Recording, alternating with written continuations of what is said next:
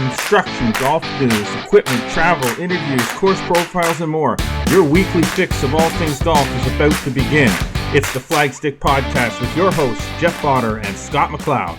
All right, well, welcome into the Flagstick Podcast. I'm Jeff Potter. He's Scott McLeod.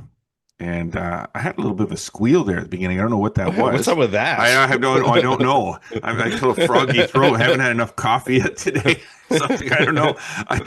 I just, something was weird, that's for sure. Flagstick Podcast this week brought to you again by our good friends at Srixon Golf. At Srixon, performance is more than just a number, it's a feeling, and one that starts with the Forge, introducing ZXi irons with iForge, the groundbreaking achievement in shaping, pressing, and heating that's taken Srixon feel to an entirely new level. ZXi irons from Srixon, how Forge should feel. Visit Srixon.ca for the full lineup of Srixon products. Check us out, social media, Instagram, X, TikTok, Facebook, and please subscribe on Spotify, Audible, Amazon Music, and Apple Podcasts. We really encourage you to subscribe to our YouTube channel.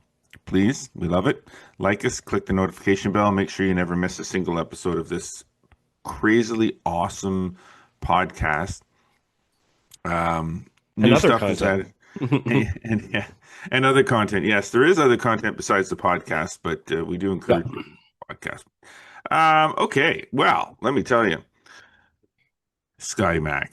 Yeah, it's that time of year. It is mid-October. Weird time of year in golf. It is a very weird time of golf. I mean, what do you get for weather? For one thing, yeah. You know, is it playable golf weather? Is it parkas and mitts golf weather? Is it rubber boots golf weather? What the heck do you get this time of year?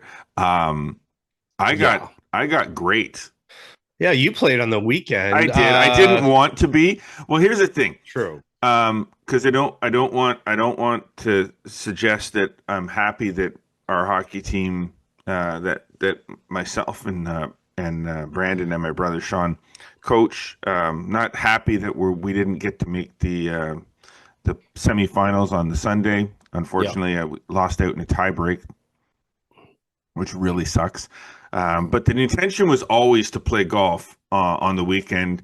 Sure. Whether we got through on Sunday or not, we were going to stay down another day and play on Monday. So there was always the intention to play. So we just, because we were done early on Sunday, we played, and Sunday was a gorgeous So you were day. In Halton Hills area of Ontario at the Halton Hills of Ontario tournament. Yeah. And then coming back to Ottawa. So obviously you have to pass some pretty good facilities on the way there, which, you know, we talked about one on a regular basis that you like to stop into. And that's the one you got and to play, it seems to work out every, in the winter with the early part of hockey season, especially up in the TO area, that the weather is decent enough in October and early November to play golf. And so there's a golf course near Oshawa called Harmony Creek.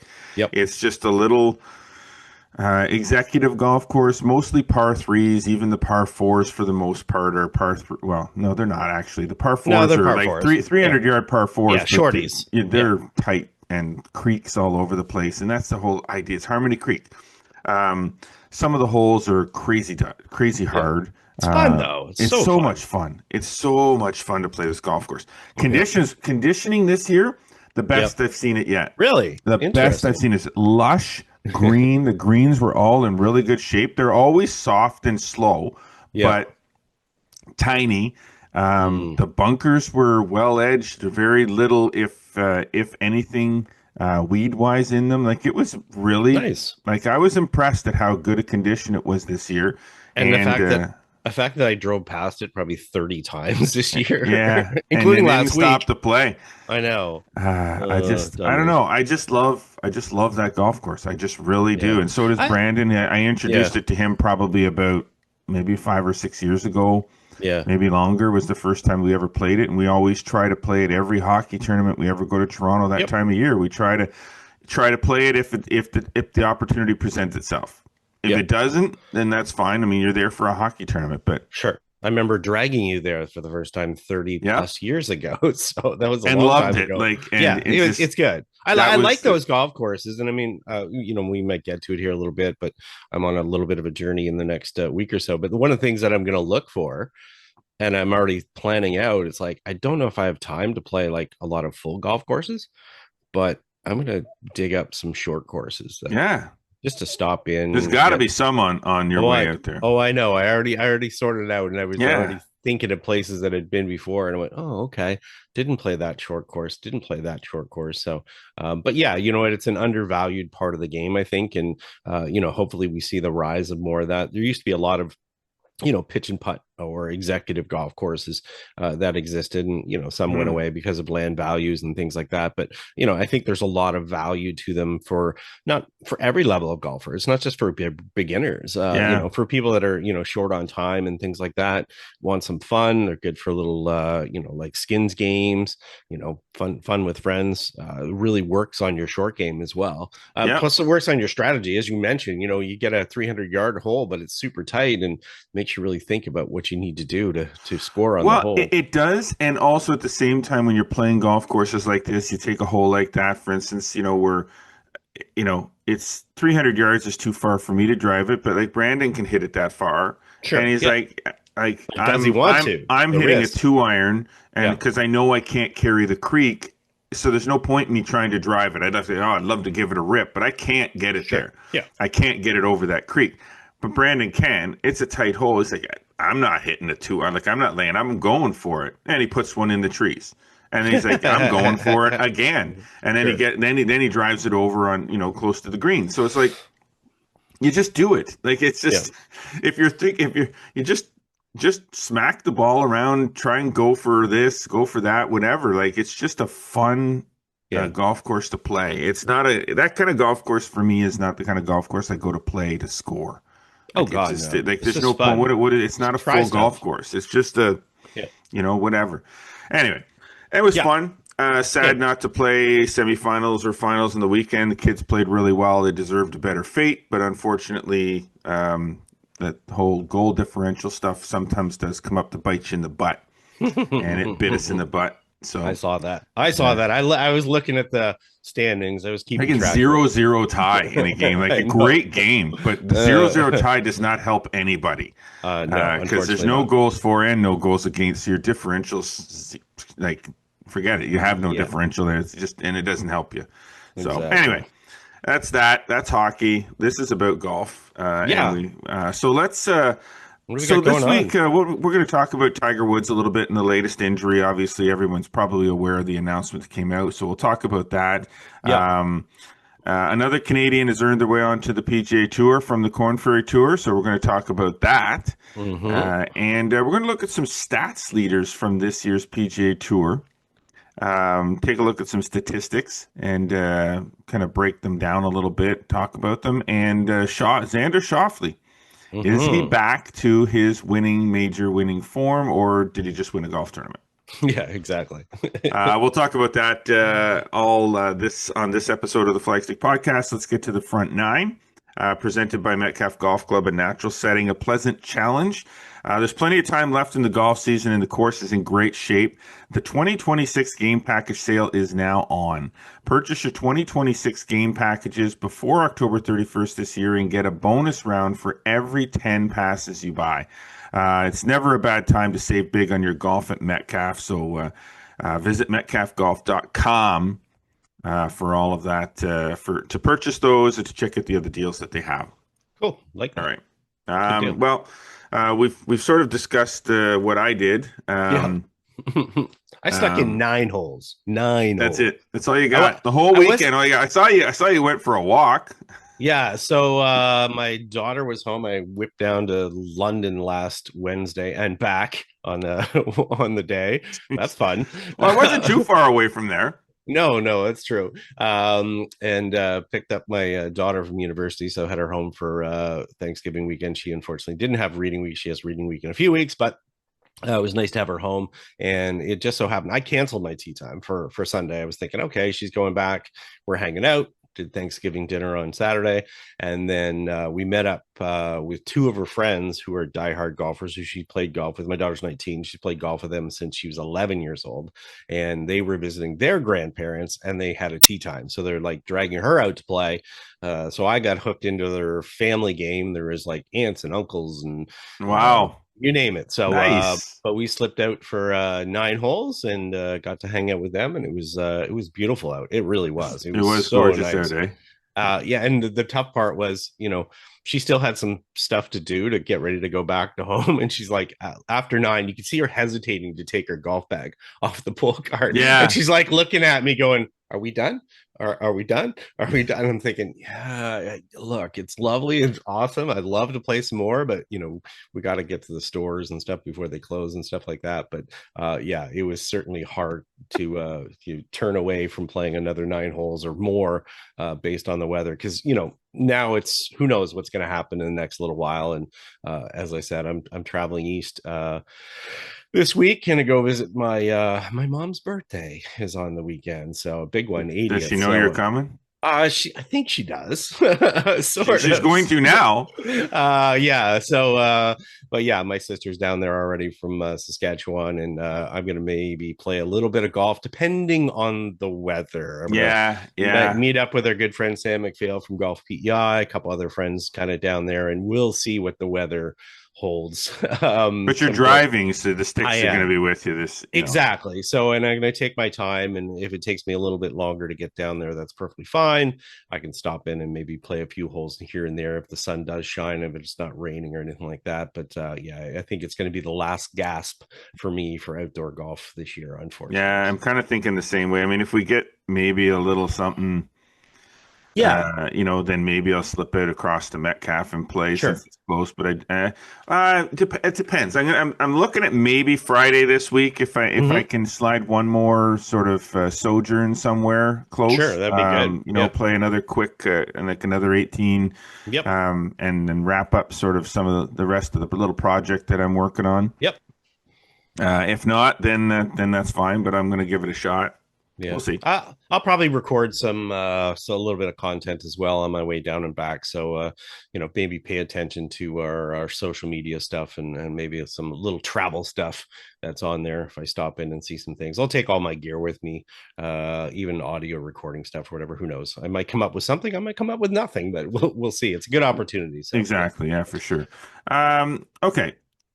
Something to sort of just kind of popped into the feeds and the knowledge base. Kind of had a feeling that this was coming, but it wasn't. We always have to wait for things are official. Yeah. Yes. We don't like to jump the gun too much if we can help it. But Richelieu Valley Golf Club in Quebec has announced the appointment of Marc-Andre Payette as their next head professional, which means, unfortunately for us, he'll be leaving Camelot, and obviously the Camelot will be searching now for a new head professional. I mean, very sorry and sad to see MA, as we call him, Marc-Andre leaving this region, this zone. Leaving Camelot, but really excited and happy for him to see him moving on. Great facility. Richelieu Valley is a very nice facility, and it's a great step in for him in his career. Definitely. So really excited for him, but sad at the same time. Yeah, MA has obviously been integral within our PGA zone as well. Board member, been a president of our zone, so really instrumental in that aspect of it. So Richelieu Valley is definitely getting a good one, and they're a very progressive club. They have a lot of cool projects, be it their practice facility or whatever going on there. So he'll be a nice fit there for sure. Yeah, sad to see you go. Yeah. So, do you want me to handle this other one? Yeah, you handle this one because I really honestly don't know much about this golf facility. Yeah, so this just came across my plate. For years, there's lots of little private golf courses here and there. People don't really aren't really. You don't know. You don't know about them. No, because people just build their own. And we did a profile on it years ago where we were talking about golf facilities that people have at their houses, be it a couple of holes or whatever the case. There's one called La Hacienda, which was on Simcoe Island, which is off of Wolf Island, near Kingston. And it is actually owned by Mac Voisin, who's a co-founder of M&M Meats. And a lot of people are probably familiar with that. So that's been a private club that's been there for quite some time, but it was just a private retreat. It was a small number of holes. It has come to our attention now that they're actually going to make it we'll call it public for the lack of a better term. Yeah, maybe. Maybe. Well, maybe not as accessible. VIP. Yeah, very accessible. So this is a 9-hole golf course, 18 tees. They have a kilometer of shoreline. It's like 4,000 yards. Plays to a par of 64. Looks like they've changed up the configuration. I haven't been out there in a long while, but there was a couple of really cool holes that, one at one point had this green where you hit across the boats in the marina, but now they've changed it to come from the other direction. The neat part with this is there's a massive cottage that's on the property. There was a lighthouse that was on the property, and now they've expanded out to pickleball courts and basketball courts, and there's golf carts and rentals and so forth. And basically you can rent it out now. So they've got a space there if people want to do weddings and so forth. And, this is not meant to be an ad. This is meant to basically say there's even a place to land your helicopter, because I've been wondering where I might be able to land that thing from time to time to play golf. Of course. So this place is going to run you like $15K a day with like a 3-day minimum. This is not for everyone, but it's kind of a, I guess if you have it, you have it, and you want to do something very different. And but the fact that it's golf related and in this region, we definitely had to give it a mention. So so no green fees. No green fees. I want to play it. Like there's gotta be a phone call or two we can make to at least get out to play the golf course. Yeah, there's actually a tunnel that goes, and it had a little bit of a mining theme for a while. It was like Yosemite Sam sort of thing. This is what they had back in the day. And there's a tunnel that actually goes from one of the holes and down over to the other one. It's sort of a mining thing or whatever. But I definitely want to get out there and see the expansion and what they're doing. I had hoped when I'd heard that they were doing the expansion that maybe they were, doing bigger things with the golf course, making a full golf course and making it accessible. Now, let's just say if you were only running it, if you only had to rent it for a single day, and you could run a tournament out there. I mean, if you look at what the costs are to run a tournament, you could maybe run like 100-person tournament out there and make it somewhat, reasonable. Yeah. But with a 3-day thing, I don't know if this is this is not really meant to be that, but no, I don't think so. Anyway, but it's cool nonetheless. I mean, it is cool nonetheless. So, and you start to think about it, and that's what I threw a little question in here or whatever. It's like, would it be interesting for someone? I mean, obviously he has the means to do it, but this would be cool to have for yourself. I mean, if you have your own property, I mean, like I said, there's a kilometer of shoreline on Lake Ontario and stuff, and it's pretty cool. This is big dream stuff, but we saw a guy this week, from Kingston win, I think he won 75 million. Yeah, 75 million in the lottery or whatever. But you're thinking, man, if you're a golfer, would you build something like this? Would you do something like this on your own, or would you just say, forget it, I'll just join a golf club instead? I don't know that I would build something like this. I think maybe like a 3-hole loop or something like that. Yeah. Maybe, something like that, or maybe my own private driving range or something. I don't know if I'd want the headache of maintaining a golf course. I know Shorty Jenkins, when he was alive, who was the superintendent at Cataraqua, he used to go out there and take care of it. Yeah. But I mean, you've got to maintain it and do that thing. It's not like you can just put it there and not do anything with it. Grass got to be cut every day. So exactly. You are correct. So cool. That's very cool. Yeah. Neat. Okay.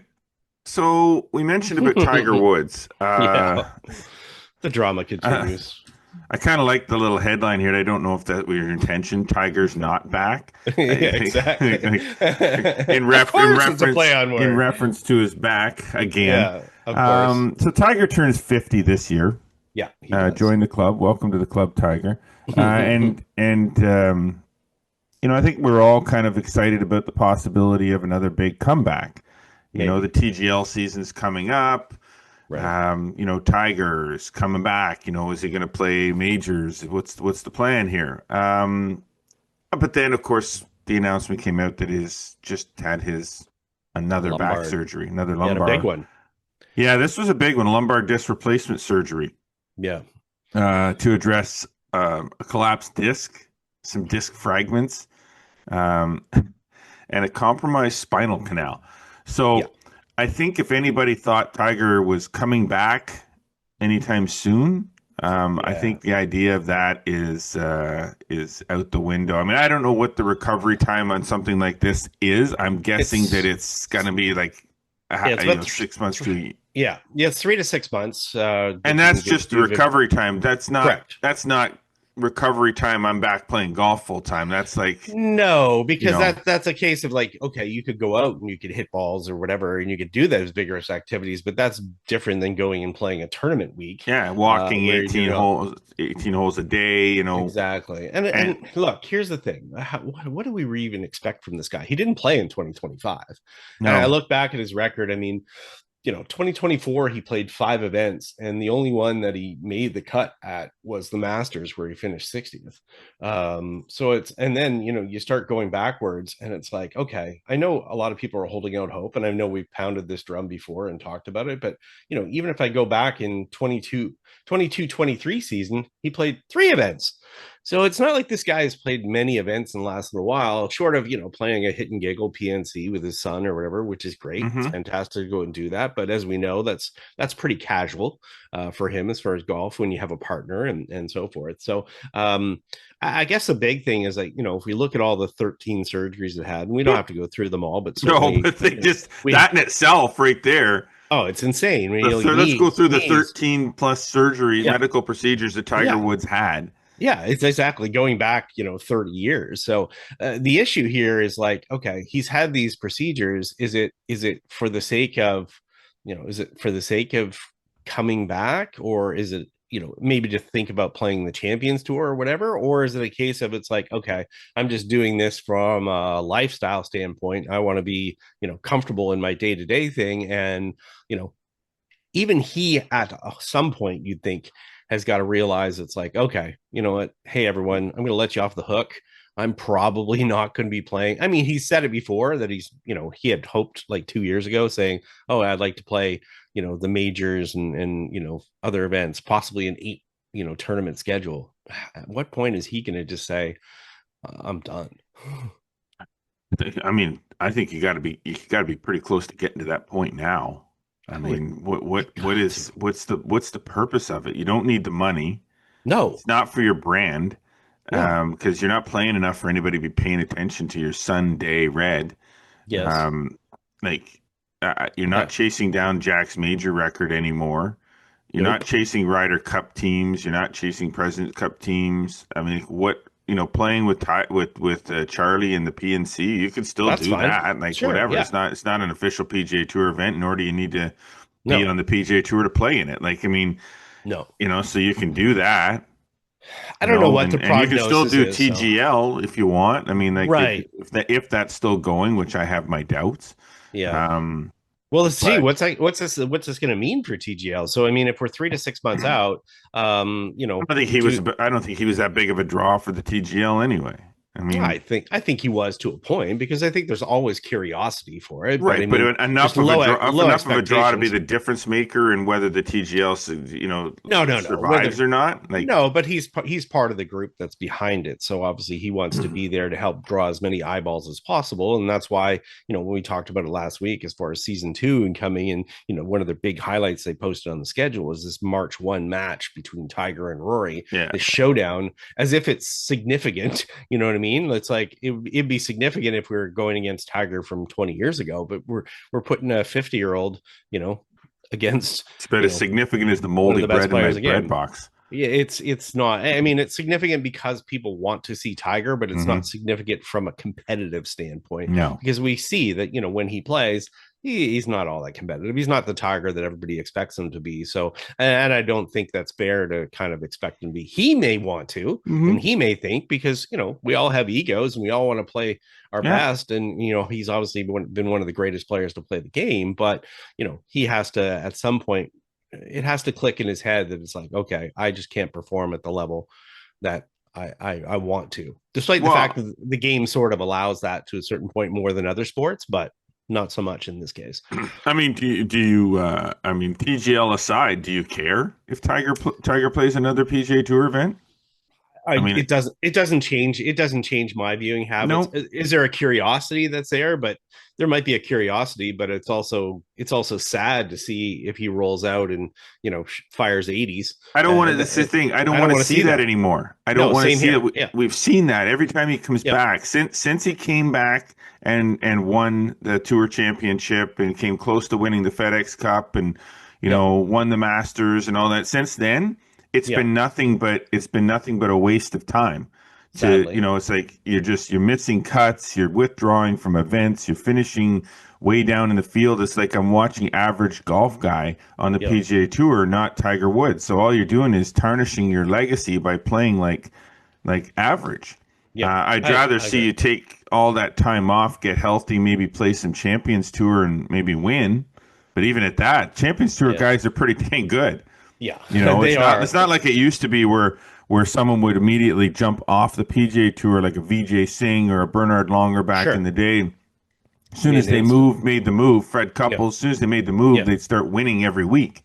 No. We're beyond that now. Some of these guys, I mean, like Bernard Longer's still winning. Mm-hmm. Well, close to winning. But they've, and you're right. They've made that tour much more competitive. I mean, as they look ahead here, they've eliminated their Q school. They're really focused on the players that are coming off the tour. But, it's very odd now, Langer obviously being an exception. It's very odd for a lot of these players to get beyond, say, 60 and still be winning. So, these are tough tracks. These are, I'm not saying they're much harder than resort golf courses, but they're still competitive. You're still playing against players that are coming straight off a lot of cases like the Korn Ferry Tour. Well, it's competitive to competitive. Right, exactly. So it's not like you're going to be the last 5 years of sitting around with injuries, playing, 15 events in 5 years, and all of a sudden expecting to go out and win just because you're Tiger Woods. Everybody's going to run and hide and hand the trophy. I really think it's time to just stop and play your little events here and there that you want to if you're healthy. Play the TGL if it's still going, if you're healthy, to play on that, because it's just indoor golf. You're not wearing yourself out walking, 4 rounds of golf, and in his case 2. And if you're playing the Masters, which obviously he's still eligible for, realize and understand that you're there. It's more ceremonial. Yeah, right? You're an ambassador, ceremonial. Right. Yeah, exactly. Yeah, it's not. It shouldn't be people expecting. It's like, okay, let's put all eyeballs on him because we're expecting him to do something. Like a miracle all of a sudden. Yeah, no, I totally agree with that. If I were him, I would be surgeries done, recover, and look to getting back to just being able to play the game. But the idea of playing it at a competitive level, I mean, but in his mind, he probably is thinking, I can come back and I can win, and look at how much people are going to look at me going, he's Superman. He comes back and wins another major championship after multiple. Stop, man. But maybe that's the way he's wired. Yeah, maybe. Maybe it's just the way he's wired. He needs it. Yeah, I agree. I mean, we've seen that in other sports where some athletes just, push on before it's, after it's time, just because that's their, they don't know what to do otherwise with themselves. Yeah. So, okay, so let's push on to Xander Schauffele, something that's a little bit more of a realistic comeback. Yes. We got a few minutes left, so we'll just talk that. So Schauffele's kind of, since all of the major success that he had, a lot of eyeballs were him on, moving on to be one of the better players, and then we ended up more talking about Scotty Scheffler than Xander Schauffele for obvious reasons, but Schauffele of game took a step back. Mm-hmm. Is this win on the weekend, his 10th victory on the PGA Tour, is this win at the Bay Current Classic in Japan, his comeback to major form, or and it's going to give him some confidence moving forward, or is this just somebody who's really good at golf winning a PGA Tour event? My thoughts on it is that, despite the fact that, yes, it is a PGA Tour event, it was a limited field PGA Tour event. 78 players, I believe, in the field.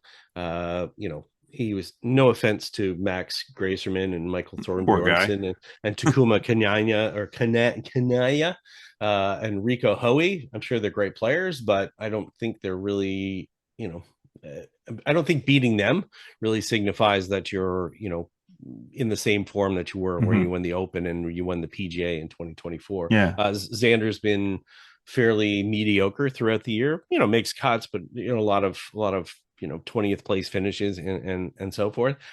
Will it give him confidence? I'm sure, but it's also October. And that's what I'm looking at. It's a long way from the Masters right now. So yeah, he's a good golfer that won a limited field event in Japan. Yeah. He's been playing good. I mean, he played good at the Ryder Cup, so there's nothing to suggest that he couldn't win an event like that. I feel bad for Max Gracerman, another runner-up. Yeah. Yeah. But if I look at his stats for the year, and we'll get some stuff on the back nine or whatever. I mean, obviously this event he performed pretty well in kind of all aspects of it, and you do what you do as far as that that particular week. But it gives me hope. I would say the other thing here is what's your estimation as far as his runway that he still has left, because he's got 10 wins now. He gets those two majors last year. Is this a guy that you think will win 20, and is this a guy that maybe will complete the Grand Slam? I mean, he's got a gold medal, or not he's got a gold medal. He's got a gold medal as well. So so I mean, is this somebody that you think can still has enough runway to accomplish all that? I think he has enough runway. Right now I haven't winning this event does not sort of put me in the mindset that his game is back to a level where he can complete the career Grand Slam. But he's in a good position to complete the career Grand Slam.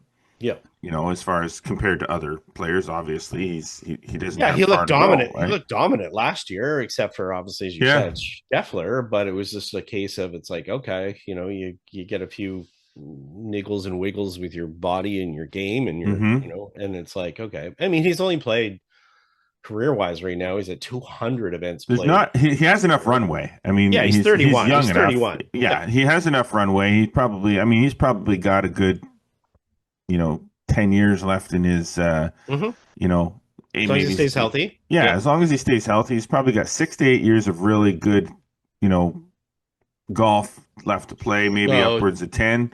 So 24 to 32 majors, basically. Yeah, so that's a lot. That's a lot of potential to complete the Grand Slam. So, I mean, I think he's got a shot at it. Whether he does it or not, well, we'll see. See how he does once the regular PGA Tour season starts again, and he's playing against stronger fields than. Yeah, I guess always the difficulty as well when we get a player that's at this point in his career at 31. We look ahead, but it doesn't mean what he's accomplished in the last 10 years that he can replicate in the next bunch, because the difficulty is that we have more Max Gracermans and more other players coming to the game, more talent that's coming along to compete with you as well. So it gets harder and harder. Well, the window is there, but the window's not open. The window closes a little bit more and more. The window's going to be there probably for the next 8 to 10 years, but that window is going to be open, almost wide open for the next 2 or 3, and then it's going to slowly get closer and closed, and you might not have that opportunity. So we'll see. His game though. Yeah, we'll see.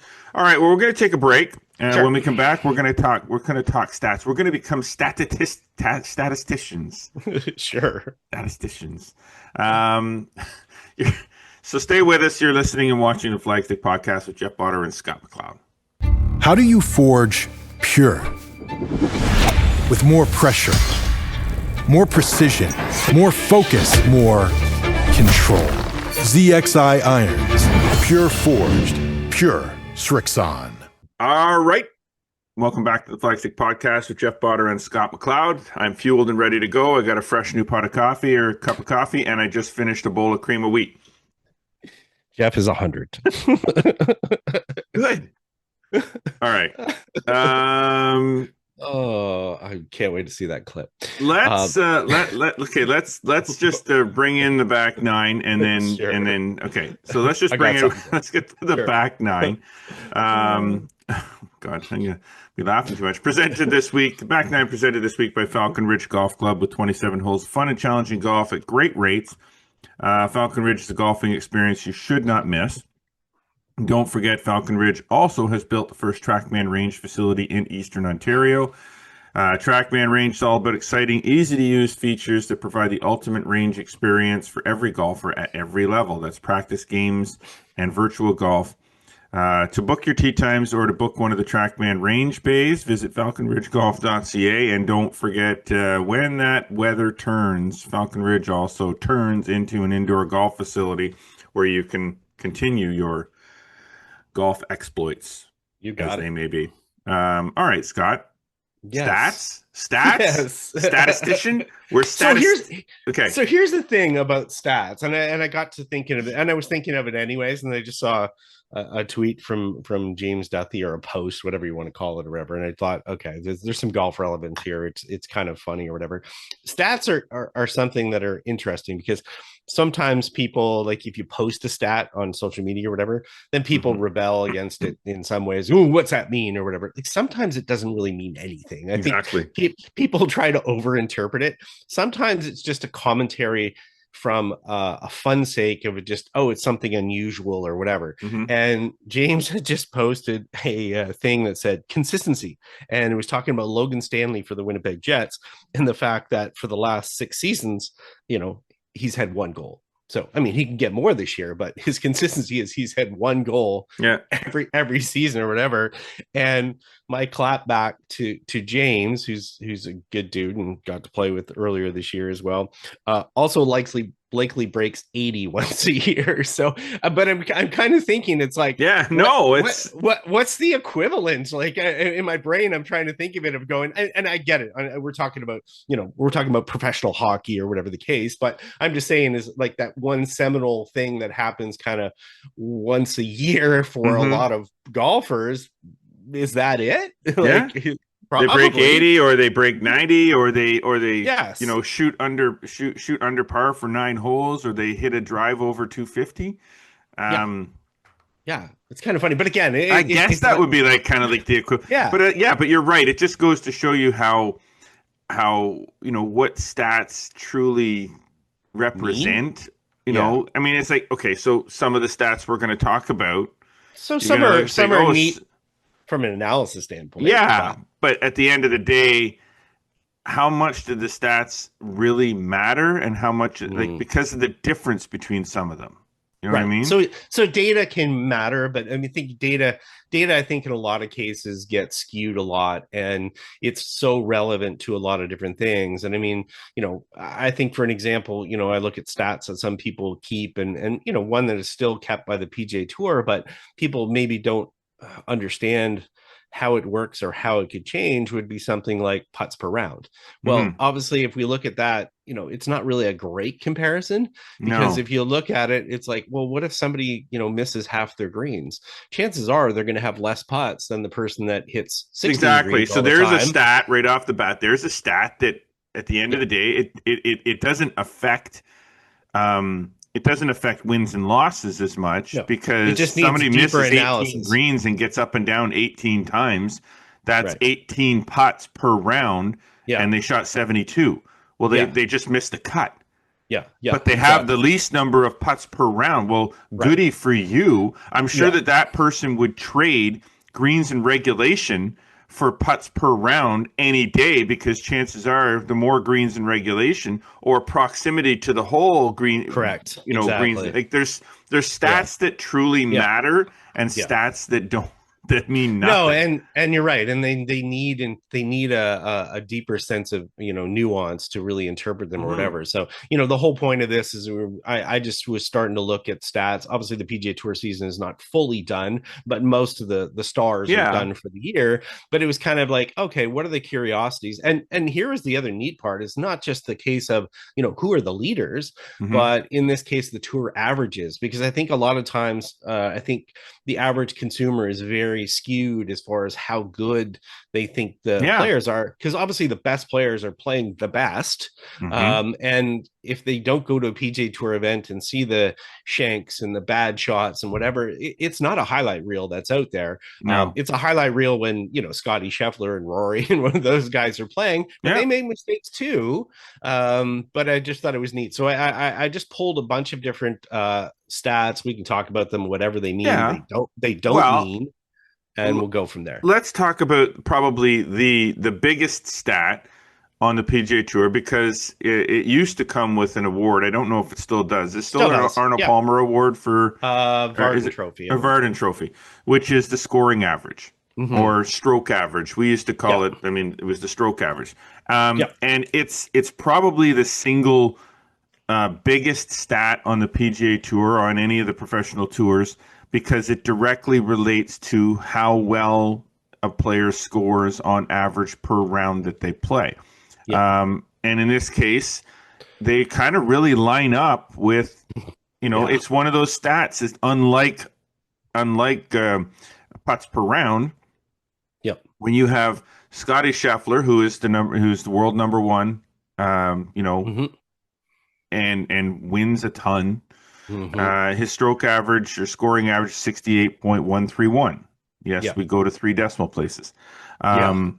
And then behind him is Rory at 69.03, and then Fleetwood at 69.357. So relatively close, but generally speaking, when you look at the scoring average, Scheffler is almost a stroke better than Rory. Better than Rory per round average. Yeah, that's the crazy. tour average is 71. Yeah. That's Scheffler's 3 shots better than the tour average. Yeah. So why does Scheffler win? 12 shots over 4 rounds. Because this is per round. Yeah. So why is Scheffler world number 1? Why does he win?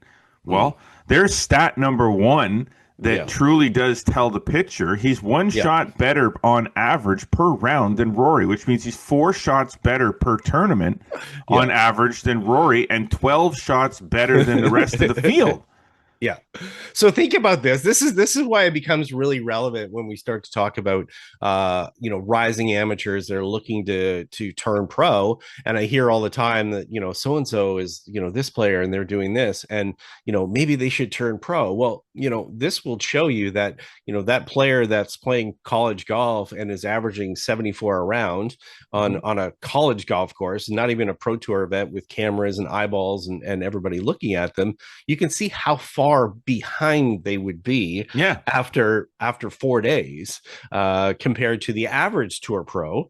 And then obviously compared to somebody like a Scotty Scheffler, who is doing this, this is including, majors and, the hardest tests of golf that play into the average. Yeah. So, I mean, it's really telling. So, for people that are thinking about their handicap all the time, handicap shows you your potential as far as what you can get to. But if you keep your stroke average and you compare it, and you'll see that sometimes just because your handicap is low doesn't mean your stroke average is low. So you can have 2 players with the same index, and their stroke averages are going to be different. And, you want that low stroke average because that's the person 100%. That's performing on a basis all the time. But yeah, that's mind blowing when you look at that and you see how far Scotty is ahead of, number 2. You expect it to be fractions. You expected those 3 decimal points to kind of come into play there, but it doesn't really. So no, it's wild. So now another stat that does, now this is one of those skewed stats. Okay, so as far as leader in stat categories, birdie averages per round. Scheffler 4.7 birdies on average per round. Okay, so just take that. That's number 1. Second is Harry Hall at 4.56. Now, what's significant about this, and then third is Justin Thomas at 4.46. Now, what's significant about this is that you can make a lot of birdies in a round, but if you make a lot of bogeys in a round, you don't win golf tournaments. So you see Scheffler at 4.7, you see Harry Hall at 4.56. Harry Hall is nowhere near Scheffler. Even though he's 0.2 difference in birdies per round, he's obviously making a lot more bogeys per round than he is pars per round. So thus, and then again, you look at the tour average in this situation at 3.7. That's 1 birdie per round less than Scheffler makes. Again, why is he world number 1? Yeah, because he doesn't make the mistakes. And exactly, the mistakes. That's where I was going to go with that. Yeah, and if people look at it, they'll look at, and this is something that I talk to students and good players about all the time. Is that when you look at the birdie averages for like a scratch player, for an example, they're probably making 2 to 2.5 birdies around, but the problem is, it's like that's not the 1.2 stroke separation between them and Scotty Scheffler. No. It's the fact that they have a lot more squares on their card than good old Scotty Scheffler has. So, and you're right. In this case, it's like Harry Hall, he got a win this year and made 22 cuts and picked up $4 million. But, the difference is obviously, if you look at it from a world ranking point, he's 53rd and Scotty's number 1.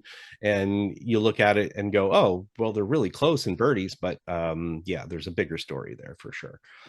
So now this stat, I don't know a ton of. This is strokes gained, right? Yeah. So this is relative to the field. So this obviously shows your advantage that you're making with the total part of your game relative to the rest of the field. And obviously we can see why Scotty Scheffler gains on the next two players and how much they gain in the fact that Scotty Scheffler at 2.743 is his average of strokes gained total. So that's the advantage that he's getting per round on everyone else in the field. So it's relative to the rest of the field. So when Scotty Scheffler gets ready to tee off, he's already 11 strokes better than the rest of the field on average.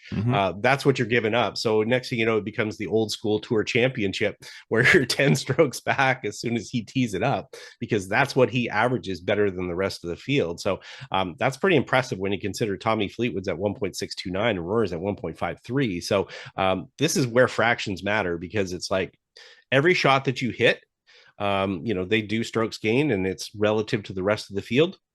It's relative to your index, obviously, as well, of how you're playing. And it's like, okay, if you hit it in a fairway, that's probably going to be more strokes gained than hitting in the rough. If you hit it onto the green, the closer you hit it to the hole, those are all things that you're fractionally being better than the other players, giving yourself a higher probability of getting the golf ball into the hole faster. And that's really what it's all about. So yeah, obviously Scheffler, pretty damn impressive, but and people can dig into that more, that if they want to look at Mark Brody's book, Every Shot Counts, they can learn about strokes gained, but certainly important to look at it in comparison to other players. Now, this is a statistic that I find interesting in driving distance. And the reason I find this interesting is because what this tells me when I look at driving distance and I look at the tour average driving distance and so on, is it tells me, in my opinion, that the driving distance on the PGA Tour doesn't matter. That's what it tells me, is because I see the players that hit it the longest. When you look at the full list, so we're looking at the top 3, and you see Potgieter, and Rory's in there, of course, and Jesper Svensson. Yeah, but you look at the full list of the guys that are hitting it the farthest. And versus the guys that are sort of the mid-level, the tour average is 303. The tour leading is 324. But hitting it the farthest doesn't translate into winning. Not 100%. It's a huge component of it, because obviously it's getting you closer to the hole. But the problem is that you can screw it up with everything else. It's just that's what I mean. Is I look at it, I look at the players, and I'm thinking, okay, well, here's the guys that hit it the farthest, but they're not the guys winning the tournaments. It doesn't guarantee anything. Right. Let's just say that. I would rather Peter got 1 win this year, but we saw when he was playing and he was in a playoff that he lost to Brian Campbell early in the year, who's the shortest player on tour, and he ended up losing in a playoff to him. So, it's their superpower, but it also means that, unless, let's put it in the context of a basketball player. If you all of a sudden put a 6'8" player versus a 6'1" player, they all of a sudden have a advantage. But whether they continue to add to that with their other skills, that makes a difference. So it can give them an advantage, but it also can be a case of they can hide behind that a little bit, because if all of a sudden you just have short wedges into every single my game's perfect example. I was a person who hit the ball a long way, but I was terrible with irons, and I could take advantage of the golf course because I was hitting wedges that were in. So I've had to learn to be a better wedge player to get my game better. And you and I would have matches where all of a sudden I'd have a wedge into the hole, and you'd be throwing a 5-iron in, inside where my wedge is, and then my length advantage is gone. So that's the same for these players. But you're right, it doesn't guarantee anything. And I think the other thing to note here is 303. I think if you ask the average consumer out there right now, or the diehard golf fan or whatever, they would think it's further than that, because all they hear about is these huge drives. The other side of it is they probably don't realize how far 300 yards is. And then on the other side of it, while a lot of good amateurs, and maybe even not good amateurs, can hit a ball 300 yards, one, they're not doing it all the time, and then two, it doesn't mean they're guaranteed success as far as the rest of their game. And the PGA Tour, I don't know if this is with TrackMan now, whether it's different, but it used to be that the PGA Tour only measured driving distance on certain holes. Yeah, so they do two holes. So this is not this is an average of the two holes. So somebody hits flat holes. Right. Yeah. So really the average might be longer or shorter than that. If they actually tracked every hole that they hit driver on, but which they do, and then that stat is available, but you don't necessarily want to put in the Kapalua ones where you're hitting it 400 yards because it's down the mountain, right? So and that's the problem where the average amateur takes that into account. They they look at their shots and they're like, my 7-iron, I hit that 205. Because they did it one time, downhill, downwind, with a flyer lie and whatever. If we're looking at flatland 303 average in this case, it's a long way. So interesting. So again, and we look at the stat of greens in regulation, which we talked about. Greens in regulation percentage. The more greens you hit, the more chances you have for making birdie. But then the second stat, so we look at this and we see Thorin Bjornsson, we see Rico Hui, we see Ben Coles. We don't see on the top side of this Scotty Scheffler. Yeah. We don't see Xander Schauffele. We don't see Rory McIlroy. We don't see Tommy Fleetwood. They're there, but they're not in the top percentage of these guys. So, but these guys are not the ones winning tournaments. These guys are not the ones with low stroke averages. So what that comes down to is you start getting into those combinations.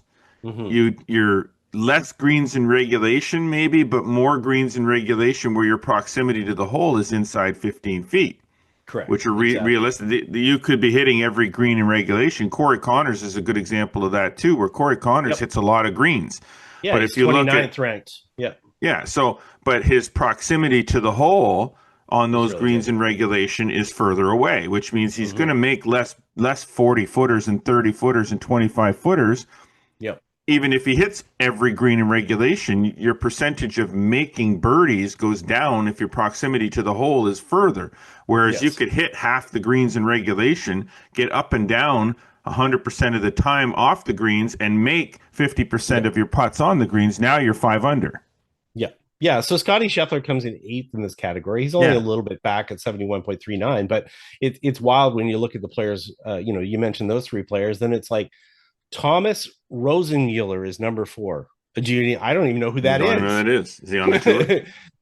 Obviously. And then Patrick Fishburne, Victor Perez, and Stephen Fisk, who just was a recent winner or whatever. But again, I think where the takeaway here, especially for good amateurs or amateurs in general, and look, there's some good podcasts and stuff you can listen to. They'll look at the breakdown of what the amateurs do as far as the stats and so forth. But the tour average being 65% shows you right away. When you start talking about a percentage of probably 13 to 14 greens, the average amateur is not hitting that many, and I think that's important when we look at it in average terms as well.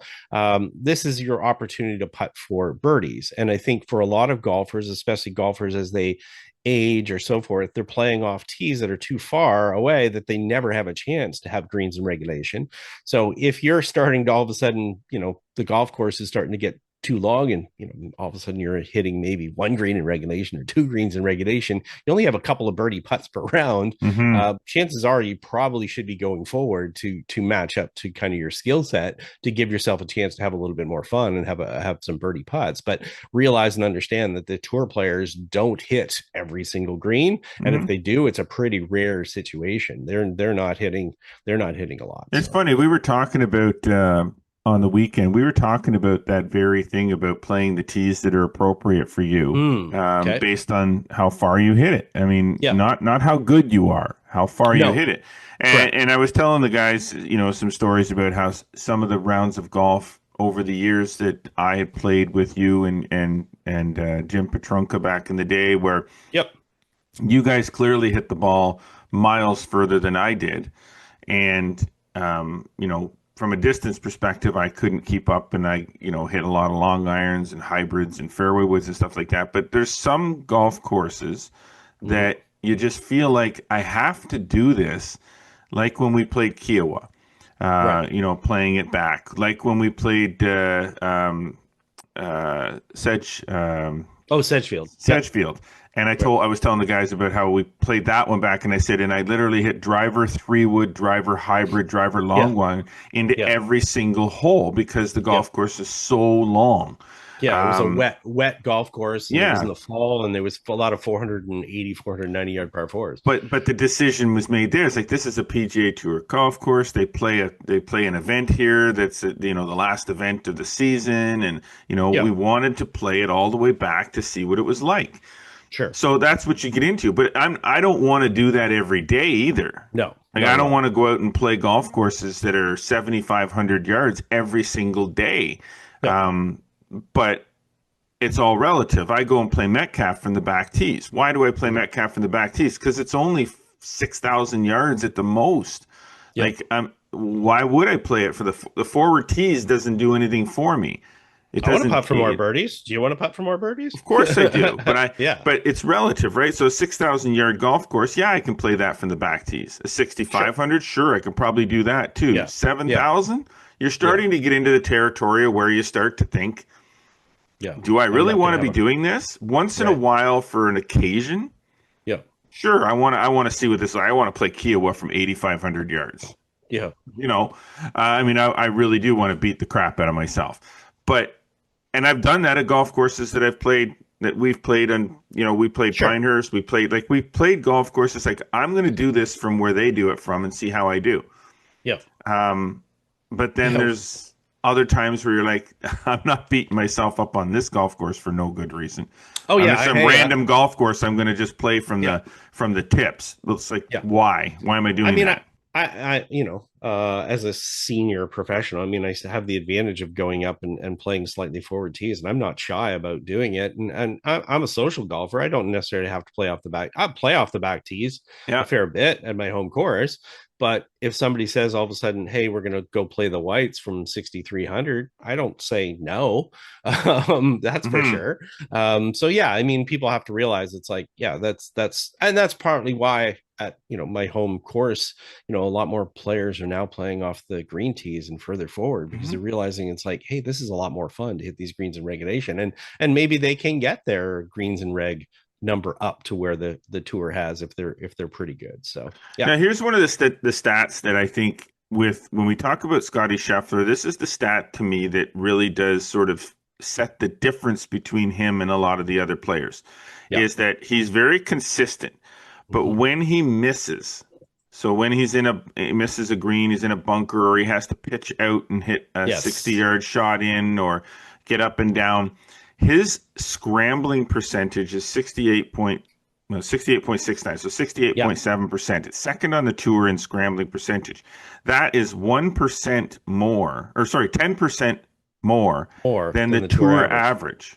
Yeah. Okay. So when we talked about greens in regulation, he's in the top 10. Yeah. But when he doesn't get the green in regulation, 70%, close to 70% of the time, he gets up and down. Yeah.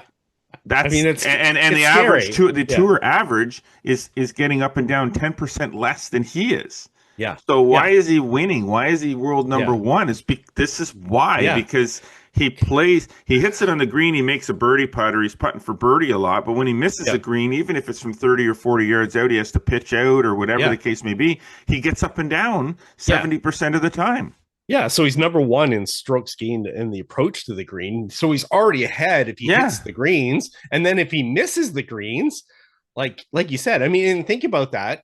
You know, when we're playing with our buddies in the average amateur and they get frustrated because they don't get up and down every single time, the tour is 58%. It's in the 50s as far as that. So it's just over half. So give yourself a break for one thing. Definitely give yourself a break. But you're right. You know, the fact that he can do that, and then if he misses, I mean, think about the confidence that gives you as a player. If that, and this is a good lesson to, you know, the average amateur out there to work on their short game, is it gives you a lot more confidence to aim where you want as far as your approaches are concerned, because you're not afraid that if you miss that you can't get up and down.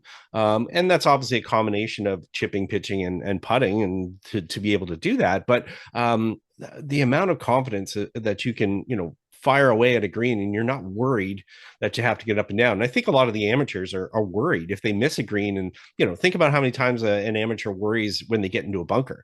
I mean, I see people freak out. They're just like, oh my God, I can't get in the bunker, or, you know, they just miss a green by a little bit or whatever. It's like either they're not prepared to do that, or it's just a case of like, okay, you don't have a technique or a way to deal with that, but understand it's going to happen. So you better be able to deal with that for sure. Yeah, no question at all. Now, the only other statistics, I mean, strokes gained putting, you know, sure. I mean, Sam Burns is up there, 983 strokes gained putting. And I think the fun one in there is the Harry Hall, because remember we were talking about earlier as far as the putting. You can see this is where Harry Hall makes his birdies, because he makes more putts relative to the field. Exactly. You know? So I mean, you know, there's some fun ones there. The longest putt of the year of the PGA Tour. Actually, I was thinking about JJ Spahn's putt at the U.S. Open, and I'm thinking, and then I saw this list. I go, that wasn't even close. No, that was like a blip. I'd have to look and see. Okay, I'll see if I can. While we're doing this, I'll see if I can find the Spahn one that's on here. But it was only about 40 feet.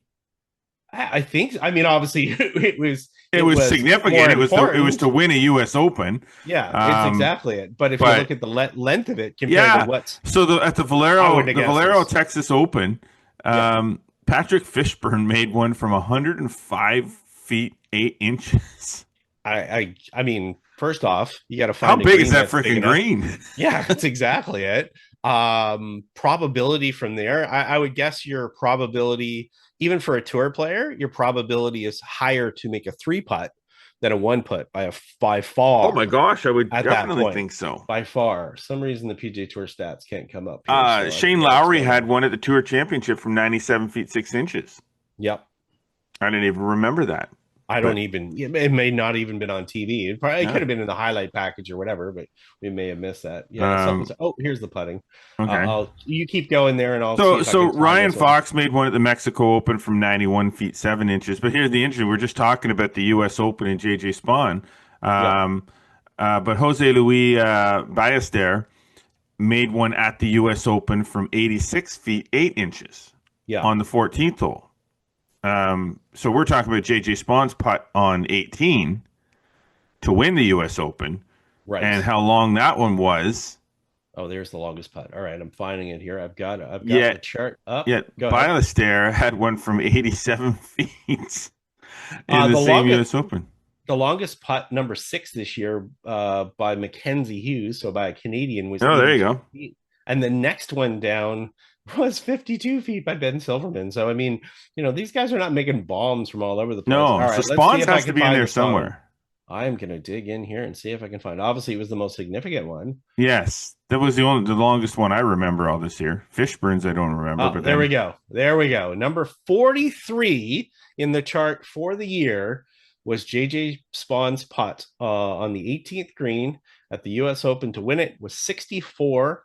64.5 feet. So it was a pretty big one, but 64.5 feet. It wasn't the longest putt at the U.S. Open this past year. But it was definitely, of all these putts, these long putts, it certainly was the most significant long putt I recall of the year. Here's what's funny when you get to the players that have only played like one PGA Tour event, and I'm not going to name the player, but there's a player who played one tournament, and obviously got 2 rounds in, missed the cut, and his longest putt he made was 9 feet. So it's, again, these are fun stats. I mean, the thing is, it's like, they're mean nothing stats is what they are, but they're fun. Yes, right. So just because someone makes one from 106 doesn't mean they have a propensity to do it. We can dig through and find that they're longer putts or whatever. They might be better, but these are the fun ones. These are more trivia more than anything. And the other one that was interesting, and I don't have the full stats up here, but again, it's something that the average player can learn from. Under 100 yards from the fairway versus rough, the top player on tour, it hits it to about 14 feet, and from the rough, the top player is over 40 feet. So almost three times the distance away, just because they're in the rough. Their average is from 100 feet. So again, give yourself a break if you're an average player or just a regular daily player. Yeah, the fact that you can get it close from there, it doesn't happen for the best players in the world. So it's not going to happen probably for the average 10 capper for sure. So before we move on to our last point for the show, let's ask this question, and then we'll ask this of our listeners too, if they want to send us email or post on social or whatever, their answer to this question. And maybe we can even create sort of a poll, web poll or something. Sure. If you had one statistic to be better at, besides overall scoring, which is the obvious statistic, that's the easy one. What statistic would you add to your game? What would be the one statistic that you would like to add to your game to be, if you could be number one in one statistic, other than stroke average, overall scoring, what would it be? Yeah, or a strokes gain thing. Maybe it's I know for me, I'd probably go for proximity for approaches, just because I know that's a weakness for my game. Yeah. So that would be one for me. 100%. I mean that's a good one, but that one does not. Proximity to the hole is not directly related to greens and regulation. Because I would want to vastly improve my greens and regulation statistic, and thus I'd take my chances with having more 2-putts. Because I'm more of a, if I can shoot even par, I'm great. So I think if I can hit more greens and regulation and put less pressure on my game to get up and down, then I'll have more birdies because I'll have more birdie putts. Yeah, and I can deal with 30 and 20 and 30 foot putts. I don't need them to be from 4 feet. I'd rather hit more greens in regulation and have more birdie putts than take the greens in regulation that I do have and have them closer to the hole. Sure, that's fair. And again, for each person, it's going to be how what fits into the recipe for their. I wonder how many people would say driving distance. Oh, I'm sure a ton would. So. I mean, the average thinking straight. If you say driving distance, you might not be thinking straight. Yeah, the average male is around 215 yards. So, I mean, if we look at that from that aspect of it, I'm above average. Maybe it depends where they play from. So, but again, it depends what their deficiency in their game is. So maybe if they hit a little bit further, they're already good with their irons, and maybe it puts a shorter iron in the game. It's going to vary for everyone. There's no linear route for everything. Obviously, and we're talking about all these stats, there's lots of different ways to kind of get there. But of course, if you're at the top of the categories, like a Scotty Scheffler is, that's the thing. You want to know why Scotty Scheffler's world number one, why he wins as much as he does. Yeah. Go on to PGAtour.com and look at the stats and see how many stats he's in the top 10 in. Yeah, exactly. Like honestly, look, and he's probably in the top 10 or top 5 in more stats than you think. And when you start to look at the stats that matter, driving distance, Scotty's not short by any means, but he's not Rory long. No. But he still puts it out there. He's still in the close to the threes, as far as his average. He's hitting more greens in regulation. He's hitting it closer to the hole when he hits it on the green in regulation. He gets up and down and scrambles better than anybody else. Yeah. And, I mean, those stats alone, his strokes gained putting, his strokes gained on approaches, yeah. And if he's outside the top 10, it'll only be by fractions. So yeah. So okay. So there you go. So we want you to chime in on that. Like, let us know. We'll put a poll. We're going to put a poll up and see sort of what people have to say, and then we'll, next week on the show we'll maybe fill you in on how that poll went. See what you guys think. So the last thing I want to say, just to kind of point out before we sign off for this episode of the Flagstick Podcast is another Canadian has now earned a PGA Tour card through their play on the Korn Ferry. So obviously the Korn Ferry Tour has their Tour Championship at the end of the season, which just finished. Wrapped up. And you have to finish inside the top 20 on the Korn Ferry Tour in the Korn Ferry Tour points list in order to get your card. And Sudarshan Yellamaraju. Yeah, we got another Canadian. Yeah, Sudarshan Yellamaraju ended up holding on and getting the 19th spot. He had won early in the year. He had 5 top 10s throughout the year. And this was close. I mean, he was fortunate because a couple of players kind of failed coming down to the end, and he himself, I think he finished T24 or something like that for this last tournament, and he was obviously trying to secure it and make sure he played well enough, and he did for a while there. He was in the top sort of 15. Canadian Stu McDonald finished T6 at that tournament, and he just kept status to get his way to the tour finals as far as Q School, but Sudarshan made it through. I mean, great to see. This is a young guy's a neat story. I mean, he's 24. Yeah. I remember when he won, right? Like he's self-taught. Exactly. And I remember when he won the Ontario Amateur when he was 16, and he sort of came out of nowhere for a lot of people. He wasn't on the radar for a lot of people. And then they didn't feel that he had, sort of good college offers or ones that he was interested in. We have to understand that just because we're an Ontario Amateur doesn't automatically mean you're on a full ride everywhere. And as a result of it, he made the play to turn pro at 19, which, is a risk in itself. And he decided to educate himself by playing all the different tours and working our way up, and now he's worked his way through the entire system, starting on PGA Tour Americas, Korn Ferry Tour, getting a win on Korn Ferry Tour, and then now he's got his shot at the PGA Tour, and at 24 it's pretty young. So unless another Canadian gets one of those 5 PGA Tour cards that's available through Q School this year, he's going to be the youngest Canadian that's out there. He's eager to kind of take it on, but again, like anyone else, who knows what's going to happen. He'll have to play well. It's a lot harder to stay out there now. There's only top 100 to keep your card, but excited. This is a guy who was born in India. They moved to Winnipeg, and then early on in life moved to Mississauga. So it's nice to see. It's nice to have another Canadian to follow for sure.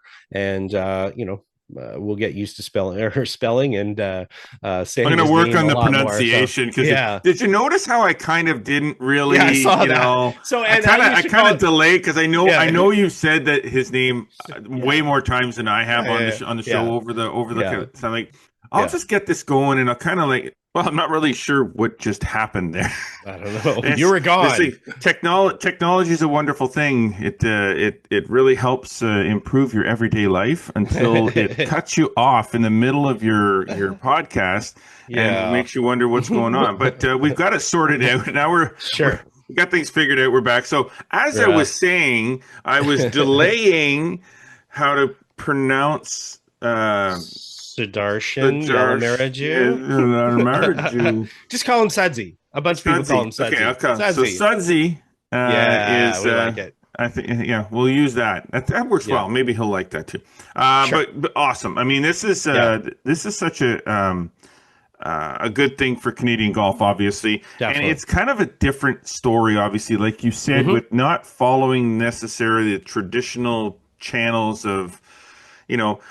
Maybe kind of a little bit more like, I want to say a little bit more like the way Brooke Henderson did, not going to the collegiate route, going right to the tour, except Brooke was little different. Brooke was on the radar for a very long time. Yeah.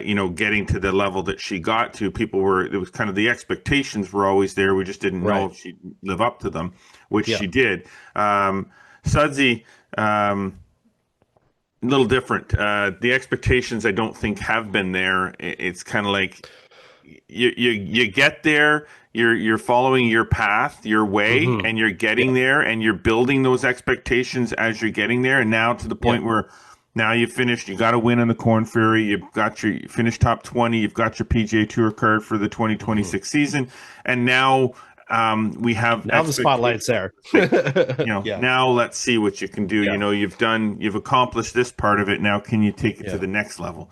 I think it's good though, because the thing is that it's sometimes good to be a secondary character, let's call it that, whereas like there's not the high expectations, because I think too much now we see players will draw the eyeballs and put more pressure on themselves, thinking that's a good thing as far as the attention or whatever, and it might be from a case of marketing, sponsorship, or whatever the case, but in this case it's like, yes, I want to play well, that's the most important part. I'll do a few interviews, I'll do this and that or whatever, but I'm not drawing the attention of everyone where they're going, oh, this guy's the next Tiger or whatever, whatever they think or however they want to relate it. So it's great that he gets through. We got another Canadian that's going to be out there. We know the Canadians that are already there are well established. There's a few that are going to have to go back to Q school or earn some status in some other ways, but his card's a lock here. And this is not to say that this is the easiest way to get there, for sure. No. He learned with the help of his dad and watching YouTube, and he is an anomaly more than anything,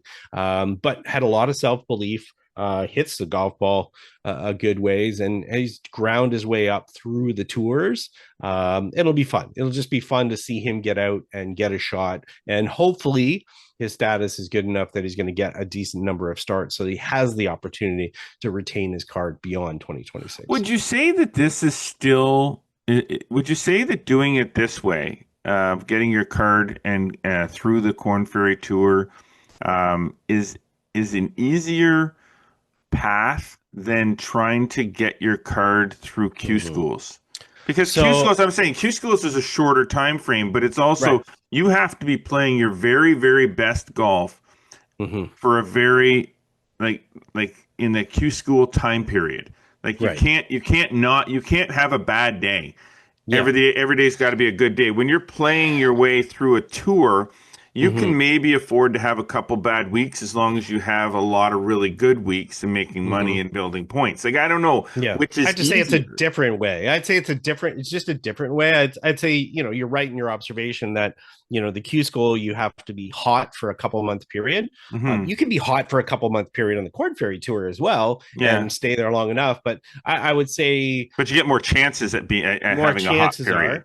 Right. And I think where it sort of plays out in the back end is that I'd say the player who earns their way through the tour and their sustained play likely is better prepared for the next year than the player who just gets hot going through the Q school, which, as we said, there's only 5 PGA Tour cards that are available at that Q school, which is great. At least they're back with that. They're really playing for Korn Ferry status more than anything to get there. But I would say this gives them the confidence of they have the experience to do it year long, the ups and downs, the emotions, and they're going to translate that better to that level. Yeah, I agree. I'd say you're right. They get luckier through Q school, I'd say, but they're better positioned when they get through Korn Ferry Tour to get themselves on the tour. That's just the way it is. So, yeah.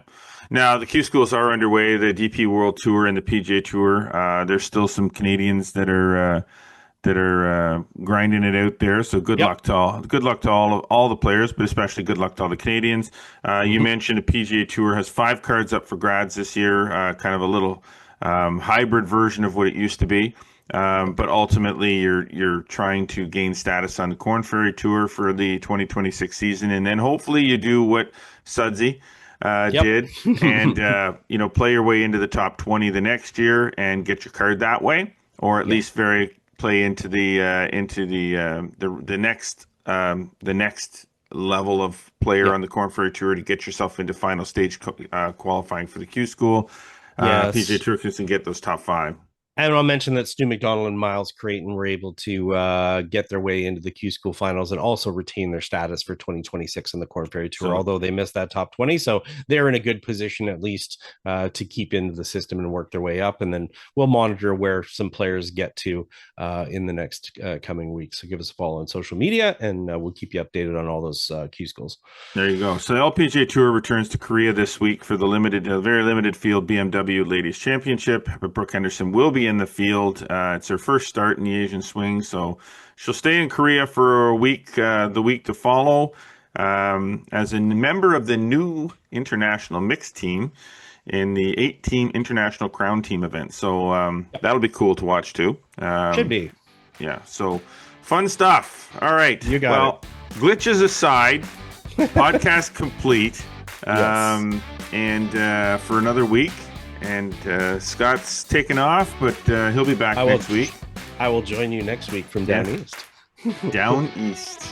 It'll be a remote location somewhere. Yes. We don't know where, but I could be on my way back. I could be still there. Pulled over on the side of the highway somewhere in New Brunswick. Whatever the case, I'll be there. Yeah. All right. Well, that's it for us for this week. Thanks to all our sponsors: Metcalf Golf Club, Falcon Ridge Golf Club, and our presenting sponsor this week, once again, Srixon Golf. At Srixon, performance is more than just a number. It's a feeling, and one that starts with the Forge. Introducing ZXi irons with iForge technology. Groundbreaking achievement in shaping, pressing, and heating that's taken Srixon feel to an entirely new level. ZXi irons from Srixon, that's how forged should feel. Visit Srixon.ca for more info and for the full lineup of Srixon products. We certainly do hope that you've been enjoying watching and hearing what we've been bringing you. Be sure to follow us across all of our social media networks: Instagram, X, TikTok, and Facebook. Subscribe on Spotify, Audible, Amazon Music, and Apple Podcasts. And don't forget to subscribe to the YouTube channel. Like us, click the notification bell. Make sure you don't miss anything that's posted up on our YouTube channel. Get over to flagstick.com if you're not already doing that for more amazing golf content delivered every single day. And be sure to subscribe to the Flagstick Digest newsletter. It's free, and it's delivered to your inbox 3 times a week with some great stuff. As always, we appreciate you tuning in. But until next week, I am Jeff Botter. I'm Scott McLeod. Remember, always go for the stake.